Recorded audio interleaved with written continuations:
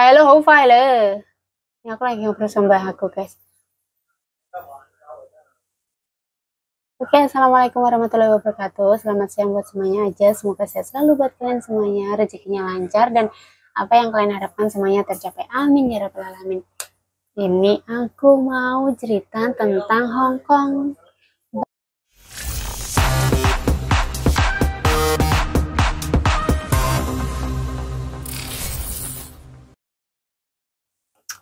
Halo, assalamualaikum warahmatullahi wabarakatuh. Selamat siang teman-teman. Apa kabar? Sehat selalu ya buat kalian semuanya dan semoga apa yang kalian harapkan semuanya tercapai. Rezeki, kebahagiaan, ketenangan batin, ya pokoknya gitu.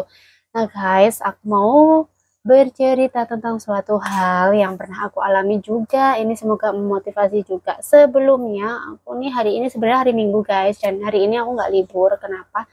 Ya disuruh jaga mbah karena nyonya aku lagi jalan-jalan ke Ocean Park, katanya mau melihat panda karena panda di Ocean Park itu melahirkan dua kayak gitu ya.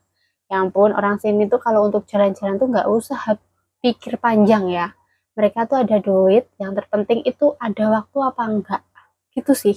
Jadi semoga ini tuh menular ke kita semuanya ya, warga Indonesia terutama aku yang sukanya healing tapi untuk healing tuh banyak waktu, tapi untuk ininya tuh yang lumayan ya, lumayan itu yang aku alami loh guys. Siapa tahu kalau kalian nyalami ini, aku doakan buat kalian semuanya. Semoga dilancarkan semuanya. Oke guys, hari ini aku mau cerita sedikit aja tentang hati, tentang bagaimana kita mencari. Ini pembahasan sebenarnya tuh tadi ada di live, tapi ini aku rangkum ulang di sini. Nggak pinter-pinter amat ya, cuman ini pengalaman aja. Aku bercerita itu sebenarnya kalau aku sudah mengalaminya, yang pertama, yang kedua itu ya teori, terkadang aku mendengarkan dari sebuah orang yang motivasi, lalu aku praktekkan juga itu untuk ngomongin ke diriku juga, pembelajaran, jadi harus diulang biar semakin dapat itu ilmunya gitu.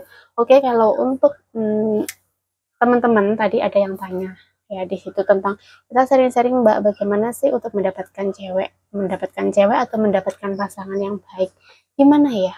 Yang pertama sebenarnya, siapa sih yang nggak pengen mendapatkan itu semuanya? Pasti semuanya mendapatkan. Tapi kembali lagi, dikasih apa enggak juga yang pertama. Yang kedua itu kehokian juga, teman-teman. Hokinya kita gitu.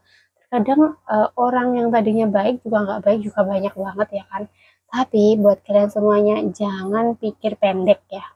Maksudnya pikir pendek itu kita nggak bisa cari orang yang baik langsung baik gitu. Yang terpenting dari perkenalan perkenalan pertama itu ada kesan baiknya, dan yang kedua itu jangan langsung diterima sebagai pacar gitu, jangan langsung diterima sebagai oke, bicara serius. Tentunya kita ada tahap-tahapnya, dan tahap orang itu bermacam-macam. Ada yang cuman 1 bulan dia sudah percaya, ada yang 2 bulan sudah percaya. Kalau aku tahunan guys, beneran. Aku kalau sudah menerima seseorang itu untuk ke diriku, itu nggak tahu kenapa itu diriku sendiri ya yang menilai, hatiku sendiri yang bilang sampai oke, aku percaya. Sampai sebenarnya nikah itu ada juga nggak kepercayaan, ada itu. Tapi yang terpenting aku berarti sudah mengambil tindakan untuk menikah, paling nggak itu berarti aku sudah mulai, sudah berproses itu, udah berjalan itu prosesnya gitu loh maksudnya. Nah, jadi kalau menurut aku, kalau kalian memang ini untuk hubungan serius ya, untuk hubungan serius, yang hubungan yang lama, paling enggak kalian harus tahu keluarganya bagaimana, kepribadian pacar Anda bagaimana kayak gitu. Pasangan yang mau Anda sukai bagaimana. Nggak bisa dilihat dari tampangnya saja, covernya itu nggak bisa dilihat dari itu. Ada yang covernya tuh memang dia tuh gampang senyum, gampang gini, tapi kita nggak tahu seluk beluknya, pertemanannya dengan teman bagaimana, bahasanya dengan teman bagaimana. Itu aku sangat selektif ya.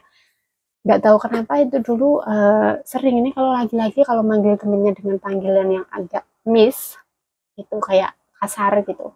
Itu dulu suamiku tuh pernah, ini calon suamiku tuh kalau manggil dikit-dikit tuh kayak miso gitu. Kayak miss ya, kayak biz gitu. Terus aku tuh kayak langsung kok kayak gitu sih, aku tegur ya guys, aku tegur gitu pertamanya. Soalnya gini ya, bukan aku sok alim atau sok gimana, tapi menurut aku kayak didengar tuh kayak gak enak gitu. Kayak didengar gak enak. Ini untuk diriku sendiri loh. Kalau pasangan yang lain-lain, kalau dengar kayak gitu aku juga biasa gitu. Tapi kalau untuk diriku sendiri manggil manggil aku terus dengan kasar gitu aku nggak bisa gitu. Jadi tergantung kalian, ada yang dipanggil seperti itu tapi merupakan apa ya, kayak merupakan tuh kayak panggilan sayang, panggilan jenaka gitu. Panggilan yang lebih akrab itu ada yang kayak gitu. Oke guys, kita lanjut soalnya tadi ada mbahku dan sekarang mbahku lagi marahin aku karena aku lagi menyadarkan mbahku biar tidak marah-marah nanti darahnya naik. Tapi nggak tahu kenapa tuh mbakku malah salah paham.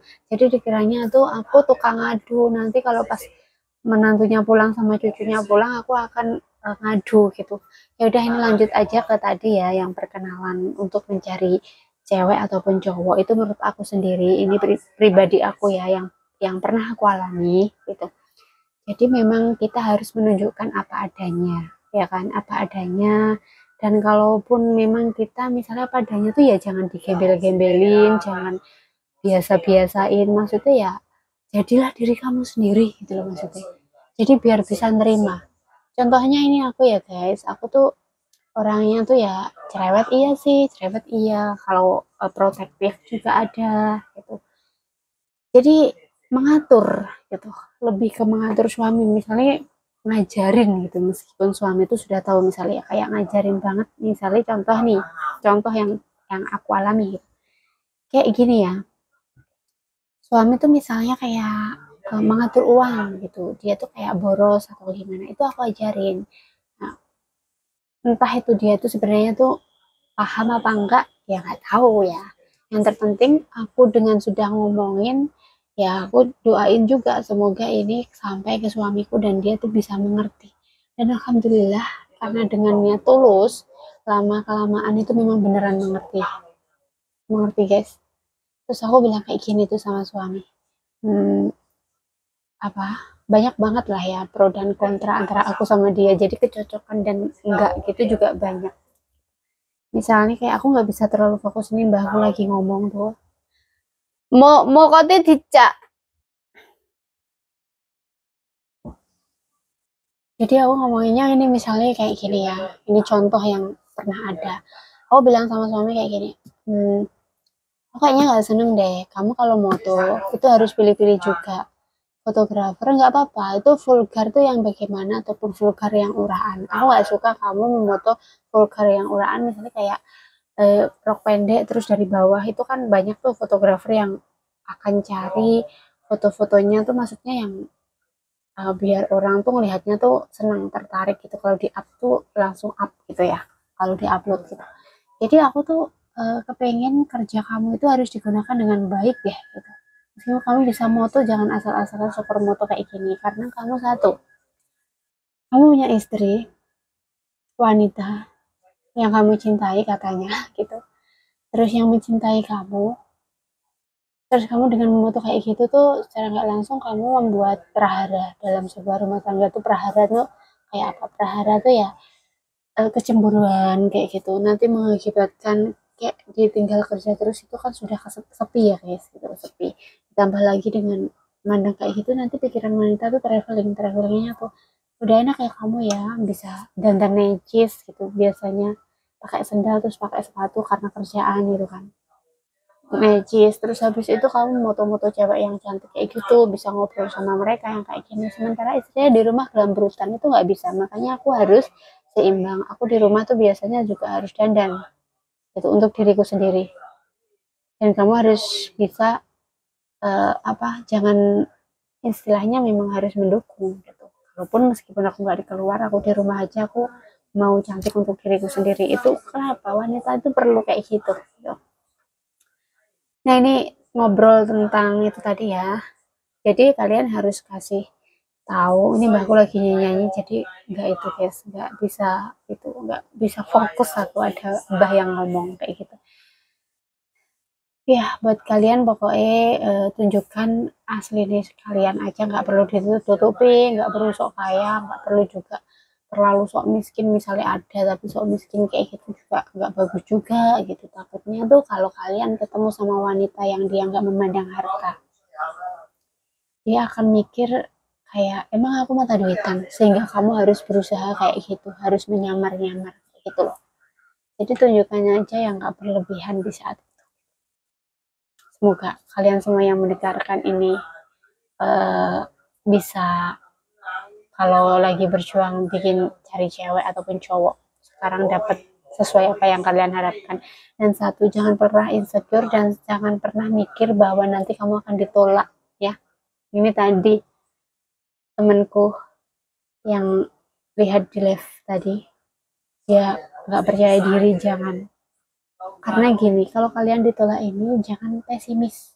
Mungkin ini nggak terbaik buat kamu, mikirnya gitu aja. Jadi perbaiki diri, dan nanti di depannya yakin akan ada wanita yang kamu inginkan itu, gitu ya. Pokoknya semangat terus ya guys ya. Ini semoga pesan-pesan dari aku ini bisa membantu kalian, dan dengan melihat video ini tuh kalian bisa mendapatkan jodoh dan mendapatkan hal-hal yang baik, karena di sini ada doa tulus dari aku. Semoga kalian semuanya rezekinya lancar, apa yang kalian harapkan semuanya tercapai dan baik-baik selalu. Semoga kita selalu dikelilingi dengan orang baik. Amin ya.